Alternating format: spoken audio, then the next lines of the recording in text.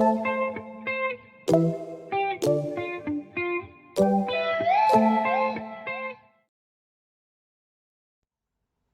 Students, कैसे हैं आप सब।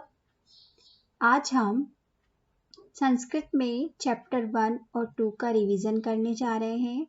अभी तक हमने वर्णमाला, वर्ण संयोग, वर्ण विच्छेद, पुल्लिंग, स्त्रीलिंग, नपुंसकलिंग शब्द पढ़ लिए हैं। तो आज हम फिर से चैप्टर 1 और 2 वर्णमाला और संयुक्त वर्ण के बारे में पढ़ेंगे। तो चलिए शुरू करते हैं। सुक्ति। सुक्ति मतलब सुविचार। तो आज का सुविचार क्या है?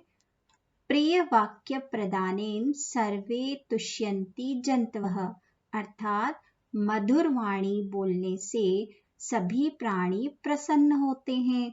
तो हमें हमेशा मधुर वाणी में ही बात करनी चाहिए।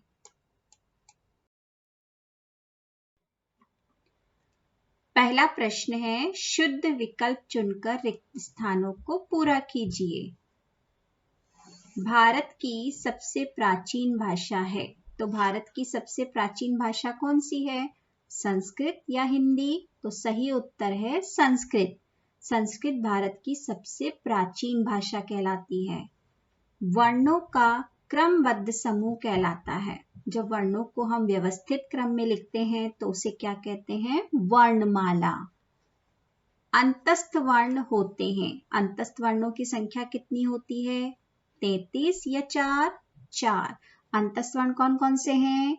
य, र, ल, व। ये अंतस्थ वर्ण कहलाते हैं। स्पर्श व्यंजन होते हैं। स्पर्श व्यंजनों की संख्या कितनी है? 25 या 44? 25।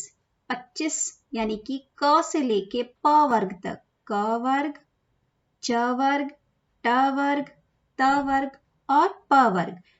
एक एक वर्ग में 5 वर्ण होते हैं, इसलिए कुल मिलाकर 25 स्पर्श व्यंजन होते हैं। सेकंड, निम्न वर्णों को वर्ग के अनुसार लिखिए। अभी अभी मैंने बताया कि 5 वर्ग होते हैं जिन्हें हम स्पर्श व्यंजन कहते हैं। तो यहाँ पर हमें कुछ वर्ण दिए हैं।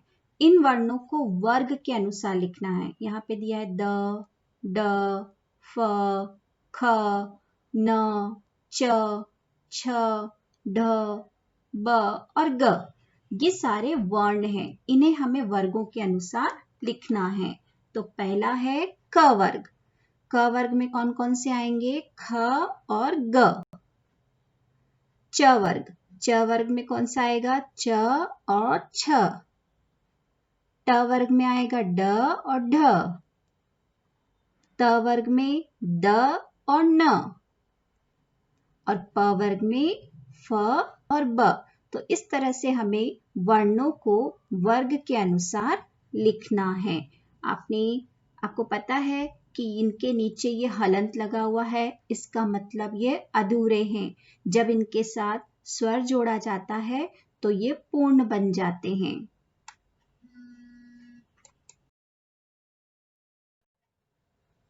उचित मिलान कीजिए। अब हमें मैचिंग करना है। अंग।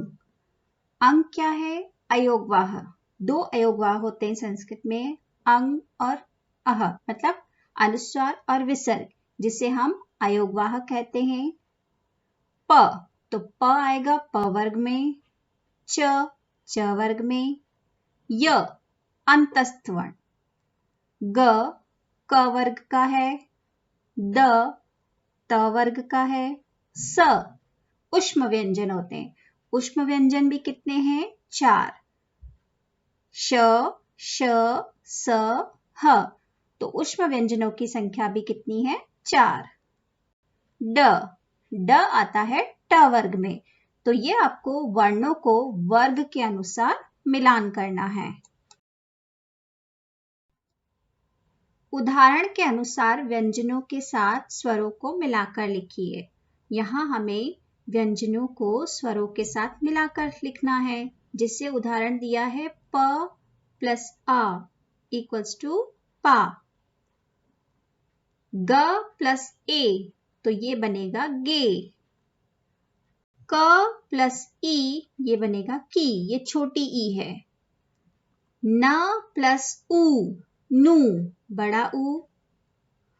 प प्लस री की मात्रा लगा देंगे।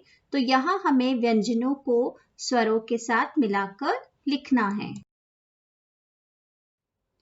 निम्नलिखित शब्दों का वर्ण संयोजन कीजिए। वर्ण संयोजन मतलब वर्णों को मिलाकर शब्द लिखना है हमें।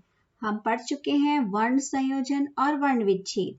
वर्ण विच्छेद में शब्द को वर्णों में विभाजित किया जाता है और वर्ण संयोजन में वर्णों को मिलाकर शब्द लिखा जाता है, उन्हें कंबाइन किया जाता है।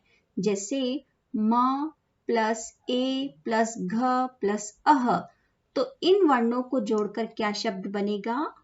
मेघः। अगला है द प्लस ई प्लस प प्लस अह, तो ये शब्द बना दीपः। आप सबको बस ध्यान रखना है कि स्वर कौन सा है, कौन सी मात्रा लगेगी।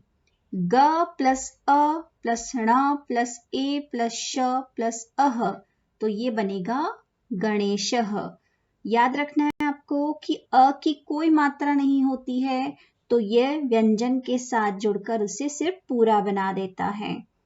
अगला है प प्लस उ प्लस श प्लस प प्लस अ प्लस म, तो ये बनेगा पुष्पम।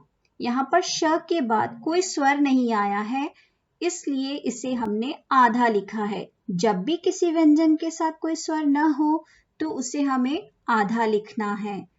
न प्लस अ प्लस द प्लस ई, तो ये बनेगा नदी। तो अब आपको बच्चों ये सब समझ में आ गया है।